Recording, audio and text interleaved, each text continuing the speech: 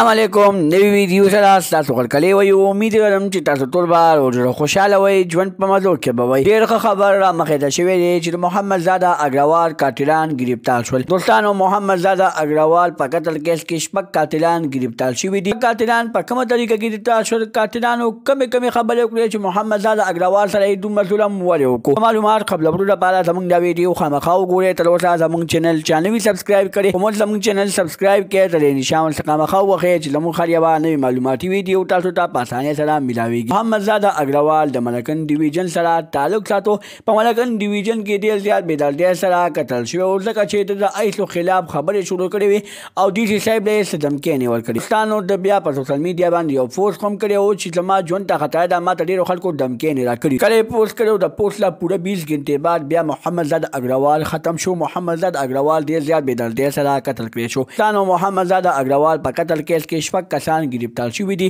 اوس خلک دا سوال اوچتوي چې د هغه په قتل کیس کې خو په سی سی ټي وي فوټیج کې 2 کسان راغلي دي شپږ کسان د کومه نښه گرفتار شول دوستانو پولیسو په دې جواب کې ویلي دي چې په دې قتل کې څوک ملوث دي موږ به هغه ټول ګرفتاروو دا خو اوس موږ شپږ کسان ګرفتار کړل د دوی بیان به موږ تاسو ته مخامخ راوړو چې دوی د چا لپاره دا کار کړی دی او په سی سی ټي وي فوټیج کې هغه 2 هلکان څوک وو چې په ده باندې داسې وکړې پوره 29 ډلې 29 دی په بدن سورې کو دوستانو مور پلار یې وایي چې دې قاتلانو ته ډېره ښه بدترینه سزا ورکړی شي